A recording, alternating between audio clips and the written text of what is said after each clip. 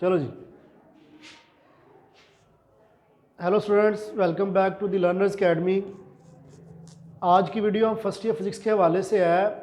आज की वीडियो में हम first year physics chapter number 4 का न्यूमेरिकल प्रॉब्लम 4.9 और 4.10 को सॉल्व करेंगे। हम 4.9 की स्टेटमेंट की तरफ चलते हैं। क्या कहता है कि a diver weighing 750 Newton dives from a board 10 meter above the surface of a pool of water.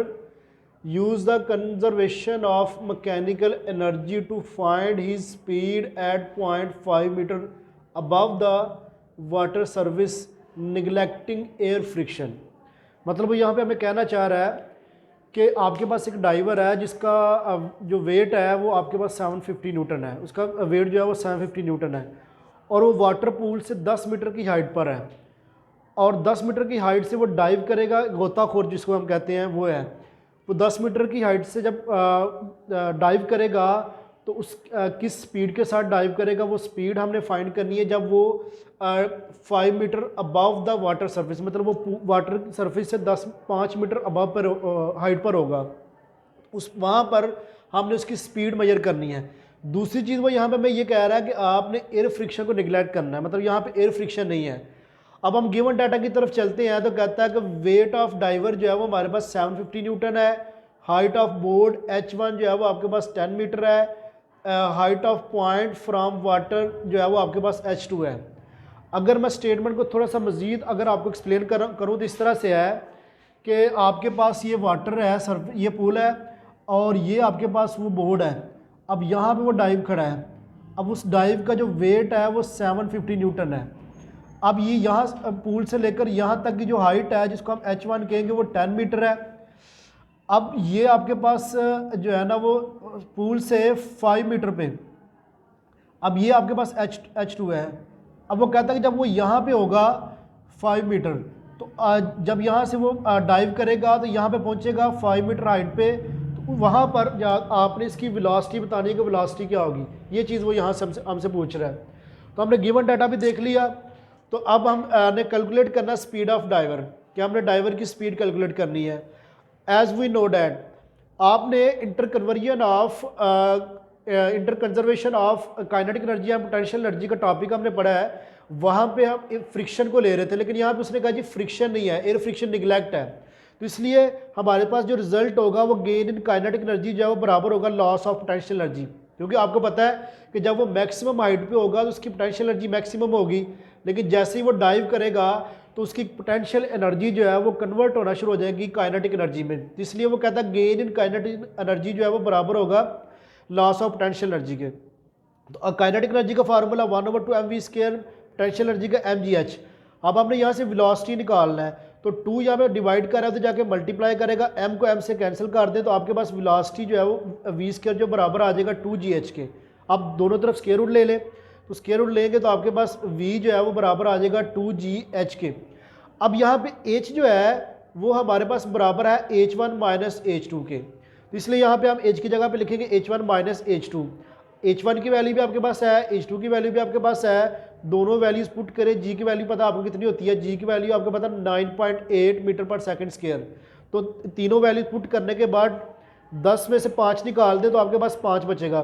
तो इन तीनों को मल्टीप्लाई करेंगे तो आपके पास वेलोसिटी की जो वैल्यू आएगी वो 9.89 मीटर पर सेकंड। अब राउंड ऑफ करें तो हमारे पास जो वेलोसिटी बचेगी वो 9.9 मीटर पर सेकंड, मतलब कि जब वो 5 मीटर हाइट पर होगा अब वाटर की सरफेस से, तो वो उसकी जो वेलोसिटी होगी वो होगी 9.9 मीटर पर सेकंड। तो यही चीज़ उसने हमें कैलकुलेट करने के लिए कहा था, तो हमने इसको कैलकुलेट किया। अब हम अपने नेक्स्ट प्रॉब्लम की तरफ चलते हैं। तो नेक्स्ट प्रॉब्लम की स्टेटमेंट देखें तो क्या कहता है कि a child starts from rest at the top of slide at height 10 metre. मतलब एक बच्चा है कि जो एक स्लाइड है, वो स्लाइड जो है ना वो ज़मीन से 4 मीटर की हाइट पर है, उसकी हाइट जो है वो 4 मीटर है, यहाँ पर है। तो what is the speed at the bottom of the slide is frictionless. मतलब वो कहता है कि जब उसने स्लाइड करना शुरू किया बच्चे ने, तो जब वो बॉटम पे पहुँचेगा, मतलब यहाँ पे पहुँचेगा, तो वहाँ तब उसकी वेलोसिटी क्या होगी, उस किस वेलोसिटी से मूव कर रहा होगा। दूसरा उसने यहाँ पे ये बताया कि जो हम स्लाइड ले रहे हैं वो फ्रिक्शन लेस है, वहाँ पे फ्रिक्शन नहीं है। तो दो चीज़ें उसने कैलकुलेट करने के लिए कहा है, स्पीड एट बॉटम। दूसरी चीज़ उसने कहा है कि if he reach the bottom, जब वो ज़मीन की सतह पर पहुँच जाता है with speed of 6 metre per second, मतलब 6 मीटर पर सेकंड की स्पीड से, what percentage of his total energy at the top of slide is lost as a result of friction. अब दूसरी सूरत में वो कह रहा है कि जो फ्रिक्शन की सूरत में जो उसकी एनर्जी में लॉस आ रहा है, कितने परसेंट लॉस आएगा वो टोटल एनर्जी में से। अब उस टोटल एनर्जी में से हमने उसका परसेंटेज लॉस निकालना है। तो दो चीज़ें उसने हमें कैलकुलेट करने के लिए कहा है। डाटा उसने हमें हाइट दी हुई है, स्पीड एट बॉटम हमने कैलकुलेट करना है, percentage of total energy loss की हमने कैलकुलेट करनी है। उसके बाद हमारे पास वेलोसिटी उसने गिवन दी हुई है वी डैश, इसको हम कहेंगे ये 6 मीटर पर सेकंड है। अब हम अपने सोल्यूशन की तरफ चले तो सोल्यूशन में क्या कहता है कि एज वी नो डैट, उसी तरह पहला केस जो ए वाला पार्ट है उसमें उसने कहा जी फ्रिक्शन लेस, तो वहाँ पे हम फ्रिक्शन नहीं होगी इसलिए वर्क नहीं होगा, तो इसलिए हम यहाँ पे गेन एंड काइनेटिक एनर्जी बराबर होगा लॉस ऑफ पोटेंशियल एनर्जी। तो उसी तरह 1/2 mv² is equal to mgh, v² is equal to 2gh, 2 यहाँ पे उस तरफ जाके मल्टीप्लाई करेगा और mm से कैंसिल हो जाएगा, तो स्क्वायर रूट लेंगे दोनों तरफ, तो आपके पास v जो है वो बराबर आ जाएगा 2gh के। आपके पास h की वैल्यू भी है, g की वैल्यू पहले कांस्टेंट है, g आपके पास 9.8 मीटर पर सेकेंड स्क्वायर, तो तीनों वैल्यू पुट करें मल्टीप्लाई करेंगे तो आपके पास आएगा 78.4। अब 78.4 का स्क्वायर रूट ले तो आपके पास 8.8 मीटर पर सेकंड जो है वो वेलोसिटी आ जाएगी। अब वो कहता है कि हमने काइनेटिक एनर्जी फाइंड करनी है उस बच्चे की कि जब वो 8.8 मीटर पर सेकंड की स्पीड से मूव कर रहा होगा, ठीक है, तो वो हमने काइनेटिक एनर्जी फाइंड करनी है। काइनेटिक एनर्जी का फार्मूला लिखे उसमें वेलोसिटी की वैल्यू पुट करें तो आपके पास काइनेटिक एनर्जी जो है वो 38.72 मैस एज इट रहेगा और जॉल आप साथ यूनिट लगा देंगे, ठीक है, क्योंकि मैस की वैल्यू हमारे पास गिवन नहीं है। दूसरी पार्ट बी की तरफ चले तो जब उसने कहा है कि आपके पास वो 6 मीटर पर सेकंड की स्पीड से मूव कर रहा होगा तो पहले हमने उसकी काइनेटिक एनर्जी फाइंड करनी है। तो 6 मीटर पर सेकंड से जब वो चल रहा होगा तो उसकी हमने काइनेटिक एनर्जी फाइंड करी है, तो वो आपके पास आई है 18 मैस जॉल। अब क्या है कि लॉस ऑफ एनर्जी मतलब क्या है कि पहले उसकी जो टोटल एनर्जी जब वो 8.8 मीटर पर सेकंड की स्पीड से मूव कर रहा था तब उसकी एनर्जी ये थी, तो अब इस एनर्जी से में कितना लॉस हुआ है वो लॉस हमने कैलकुलेट किया है।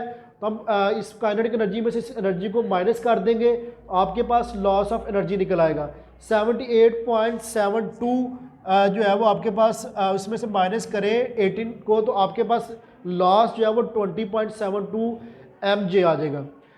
अब उसके बाद हमने परसेंटेज जो उसने हमें जो एग्जैक्ट फाइंड करने के लिए क्या है, हमने loss of kinetic energy calculate करना है। तो ऐसा कि जो आपके पास लॉस है उसको डिवाइड कर दें टोटल एनर्जी पे और 100 से मल्टीप्लाई कर दें। जब हम 100 से मल्टीप्लाई करेंगे तो आपके पास ये 53.5% आएगा, तो राउंड ऑफ करें तो आपके पास लॉस ऑफ काइनेटिक एनर्जी जो है वो 54% आएगा। मतलब कि जब वो स्लाइड करेगा और जब वो इस स्पीड से मूव कर रहा होगा तो उस वक्त उसकी जो एनर्जी है फ्रिक्शन के अगेंस्ट जो है ना उसमें इतना लॉस आएगा 54%। तो यही दो चीज़ें उसने हमें कैलकुलेट करने के लिए कहा था। तो इंशाल्लाह नेक्स्ट वीडियो में हाज़िर होंगे। अल्लाह हाफिज़। समझ आ गई।